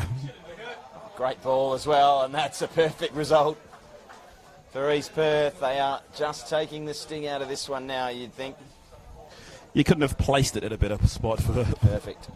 It's like a rugby union kick for touch. Or an American football punt on 4th down.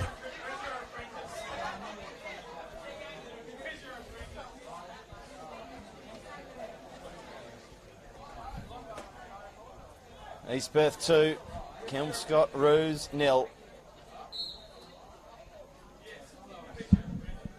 Just a handful of minutes left. If Kelmscott wants something out of this game, they're going to need to do something very quickly. They will.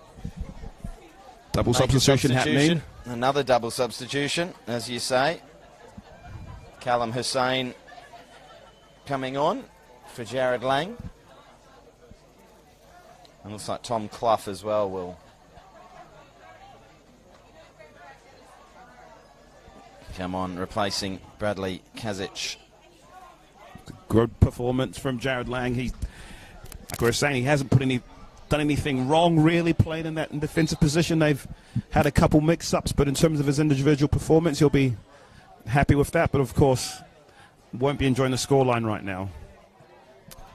No, and when you're part of a defensive unit that's made so many mistakes, whether or not you've made them individually, you never leave the field a happy man. That's an awful tackle. That's a really bad tackle.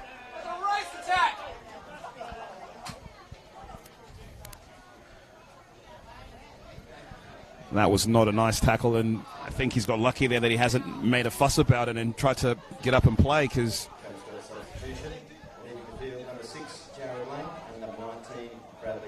Two more.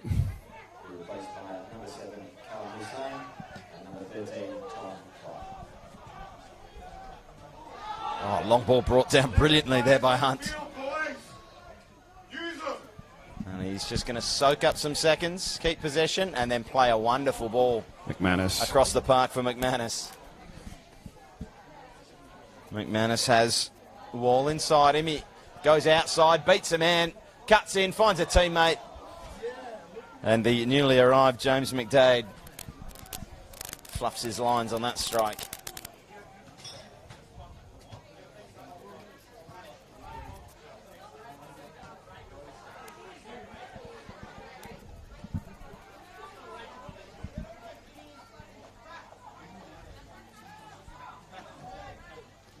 Oh, good interception by Long. Crunch. The armband on the arm of Callum Hussein now for Kelmscott. He was the man involved in that challenge.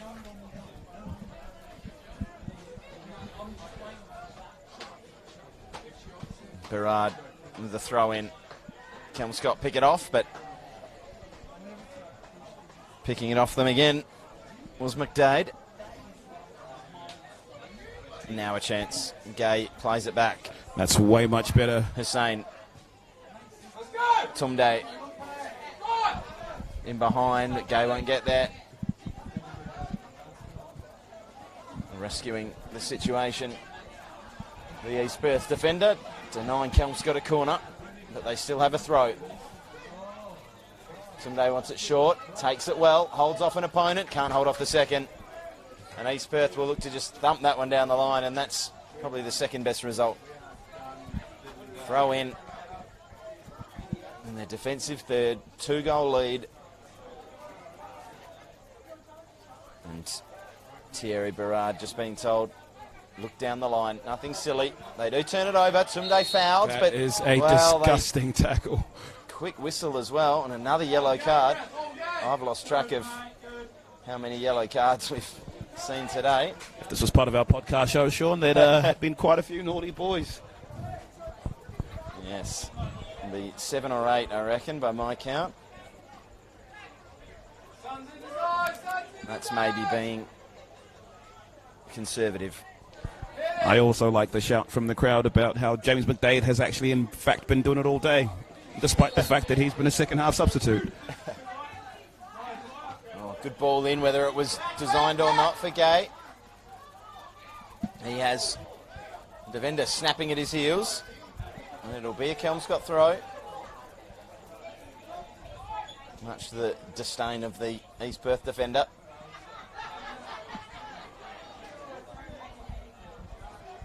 Another Kelmscott throw, but the seconds are ticking away.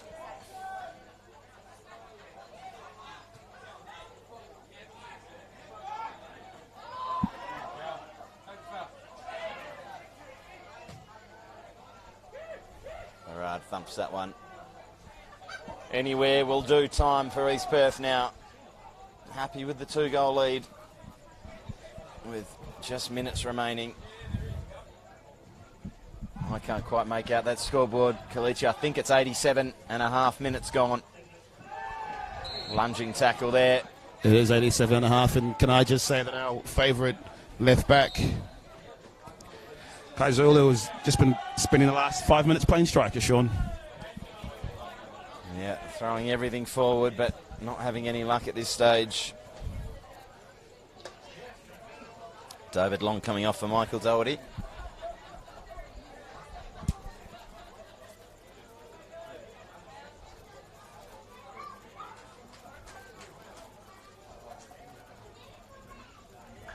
Substitution leaving the field, number 18, David Long, to be replaced by number 32, Michael Doherty.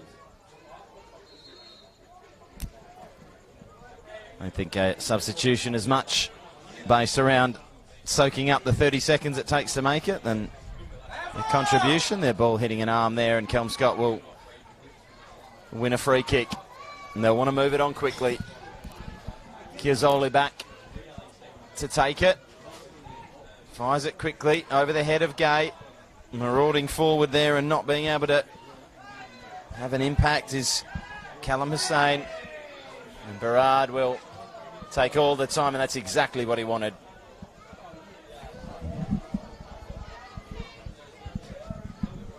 Well, this has been a really good display of how to close out a game, hasn't it, from East Perth? There's nothing much has happened at all in the last 10, 15 minutes. Joshua Tumday had a strike from range, but that's about it. A couple of corners have never looked dangerous, but as I say that, Tumday picks it up. Give and go. He's really been battling away without a lot of help today. Needed to have his Superman undies on at moments, Sean. But you mentioned East Perth kind of just killing the game, and they've made sure that if anyone was going to score, it'd be them. They've stifled at the midfield, has been workmanlike. They've really played in terms of their defensive duties, or in terms of even passing out the back. They've really played a. Well, he just jumped. Tumday just turned around and just tried to make a nuisance of himself. He just jumped, but It wasn't looking at the ball and it's hit him in the back. They've just played not to make a mistake and to say, look, we're not going to lose this game. We might not win it, but we're not going to lose this game. Just the 4 minutes of stoppage time that East Perth need to hold on for. Oh, he's giving it to East Perth.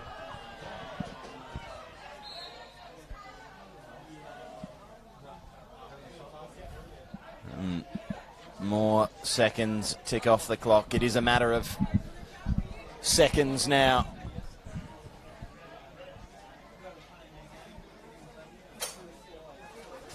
Still about 200 of them. Enough time to score a couple of goals, but they haven't really threatened at all at any stage today, really. So 2 late goals would seem unlikely. But here's a chance. Just need one. For Cameron. Turn it over there and East Perth can carry it away. What a good driving run that was. And Dean Wall going down rather theatrically. And another yellow card. This time for Lockie Cameron. Wall did a really good job trying to weave his way through the defensive line. He could have released the ball earlier, but he won't mind taking a free kick, knocking seconds off the clock. And a good Oscar effort as well. You just missed the Oscars this year. He has had There's always next year. He had his first one. It looked like he was in a diving pool as well, sure. Oh, good header there. Oh, just about crossing the line before the second attempt from McFeely to rein in possession. Flicked on by Hussain. And again, the long ball just creates a bit of uncertainty. They maintain possession. I think someone's taken a catch down there in the crowd. If that was you, Sean, you would have controlled it with your chest, brought it down and played it back to the linesman. No, mate, and just headed away. Safety first. Headed away. Little driving run here from McManus. Just back and forth now. This will do for East Perth. I still do feel a bit for Kelmscott because essentially they've lost this game because of a free kick that bubbled over the keeper and a 45-yarder into the top corner. For all their, well, if we call it dominance, they haven't really asserted themselves on this game in terms of creating chances, but then they haven't really had to because they got that goal. The second sort of came out of nowhere. And then, as we mentioned, when you have players like Golami that can create a moment of magic, all you need to do as a team in a cup final then is be organised, be composed, be professional. And, well, this amateur East Perth side has been professional in the way they've gone about this second half, certainly. Just long ball. And again, that long ball, just East Perth don't look that comfortable dealing with it and usually ends up with Kelmscott possession afterwards. He just would have liked to have seen them do it a bit more. As Gay looks to cushion a pass there for Cameron out of his reach, and East Perth will soak some more valuable seconds. It must be just about done here. The icing on the cake is here for Hunt. If he can take it, shot blocked, falls back out for a shot from James McDade, the substitute, and he pulls it wide, but he won't mind too much. Be nice to get that third, have another moment of celebration, but they will get their moments of celebration on the final whistle, which is blown now. Stuart Beattie brings the game to a close. Goals from Niall Murray and Mehdi Golami give East Perth a 2-0 win. I've got to go and do some emceeing duties. Kel, I'll allow you to give your final thoughts on this game. I've been Sean Fry. Thanks for joining us. Final score here, East Perth 2, Kelmscott Roos 0. And in terms of the final thoughts on the game, this is a really good indicator of how difficult this league season is going to be for anyone in the amateur leagues. Of course, the story is that East Perth have been promoted into the Premier League with a couple teams falling away and no longer being in the league. And to come out in the night series on the first attempt and to win it, absolutely superb from themselves. Commiserations, of course, to Kelmscott, because they didn't do that badly and under the circumstances. Yes, they had a couple mistakes, but again, extensively, they've lost this game because of a 45-yard screamer into the top corner and a bumbled free kick. For East Perth, I'm sure for them, this sends their intentions for the league seasons. Been promoted into the league, not by winning the league, unfortunately, for themselves, because I know a lot of those players would have liked to have won the league and earned their way there. But to be promoted into the league, to then take their first opportunity to win the night series, I'm sure they're going to be looking at the rest of the season and taking shots at everybody else for next season as well. So once again, from myself, from Sean Fry, and from everybody else here, thank you so much. Enjoy the rest of your day.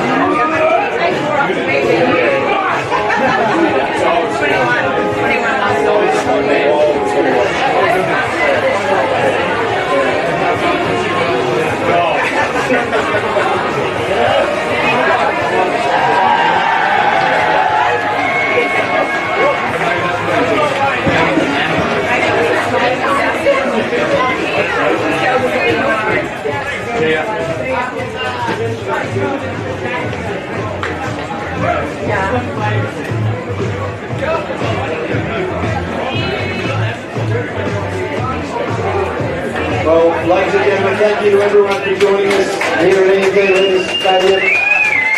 Congratulations to all the four sides that played today, but particularly our two sides in the final. Put your hands together for East Perth and the Kelmscott Roos.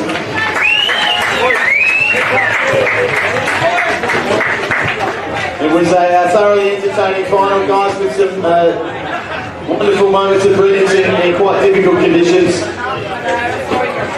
Very lucky out there, you guys did a great job. We will move on to our presentations. Could you please put your hands together and join me in welcoming Tina Dobson, our Claims Services Manager for the Insurance Commission's Motor Injury Insurance Division. Tina will say a few words about the Belt Up campaign. Congratulations to all the teams competing today and to East Perth for winning the final. It's my pleasure to have been invited to present some of the medals today and say a few words about the Belt Up campaign. Belt Up is the Insurance Commission's Road Safety Awareness campaign to promote wearing a seatbelt to reduce the severity of injuries and crash. The Insurance Commission's Belt Up, in partnership with community football, is now in its 5th year. And throughout this partnership, the Insurance Commission has invested more than $850,000 in the football community to promote the Belt Up message. More than 9,000 footballs carrying the Belt Up message have been distributed to clubs in regional and metropolitan WA, benefiting players across the state.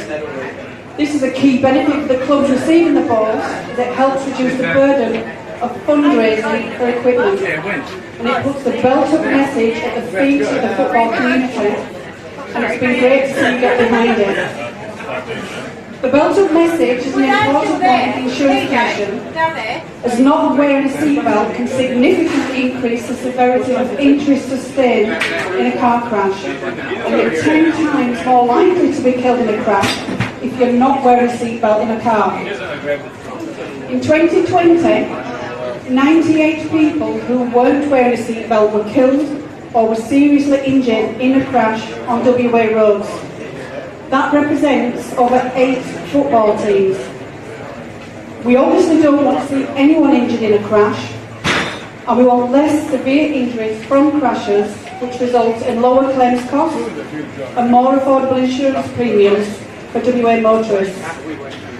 Belt Up might be a simple message, but we pay for the lifetime care of so many young people hurt in car accidents. Some of them are not wearing a seatbelt, and that lapse has resulted in permanent disability. This demonstrates why it's so important for the Insurance Commission to partner with community sports to promote the Belt Up message. We'd much rather see players on the field and their families in the stands than injured in a crash. So stay safe on our roads, look out for each other, and belt up. Thank you.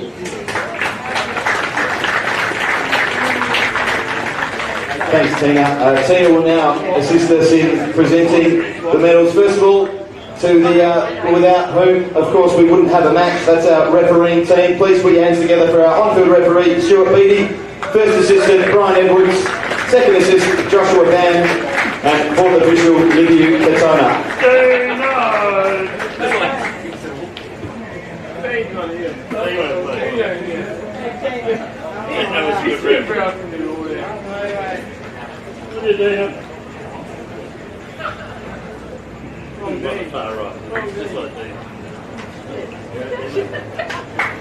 Thanks again to our referees today. Well done, guys. We'll now move on to present the medals to our runners-up. Of course, there's always a winner and a loser in a final. It wasn't your day, guys, but you performed really well in, as I said, tough conditions. So please put your hands together as we welcome forward the Kelmscott Roos, starting with 1, Tommy Livingston. Number 3, Alfred Mann. Number 4, Arthur Gay. Number 5, Fatahate Kiazolu. Number 6, Jared Lang. Number 7, Callum Hussain. Number 8, Nathaniel Ott. Number 9, Cade McNamara. Number 10, Lachlan Cameron. Number 11, Ben Lewis. Number 12, Glory Bahigwa. Number 13, Tom Clough. Number 14, Joshua Tunde. Number 15, Vaughan Audrain. Number 16, Brody McRae. Number 19, Bradley Kazic. And number 20, Taylor Warwick.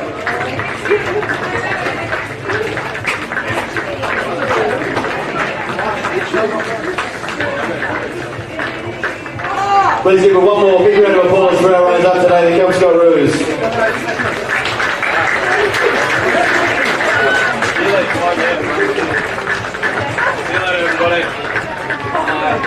I'll now ask Football West Board member David Buckingham to come forward and assist with presenting medals to our champions. Please join me in congratulating our winners, East Perth Football Club, starting with number 1, Aaron McKenna. Number 2, Niall Murray. Number 3, Thierry Berard. Number 4, Yuri Galba. Number 5, Keenan Tolan. Number 6, Joseph Dooley. Number 7, Dean McFeely. Number 8, Adam Gianassi. Number 9, Liam Hunt. Number 10, Mehdi Rabbi Golami. Number 11, Liam McManus. Number 18, David Long. Number 22, Eamon Kelly. Number 14, Martin Launders.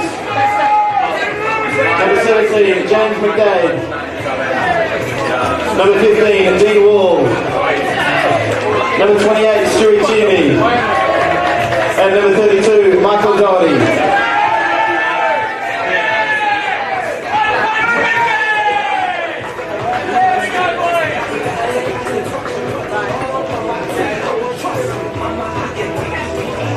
I'll now invite the captain and coach to come forward to be presented with the trophy.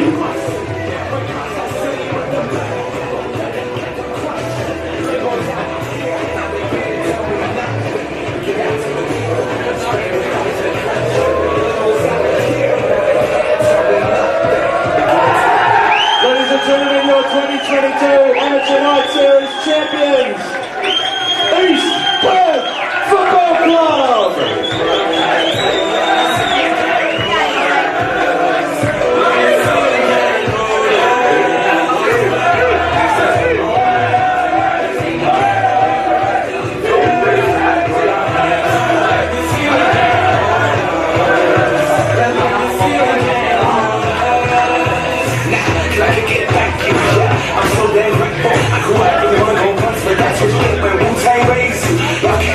Well, that concludes our proceedings, everyone. Thank you so much for coming. We really want to see you back. We want to see you playing, enjoying, watching the football all year. So please, belt up, and we'll see you soon.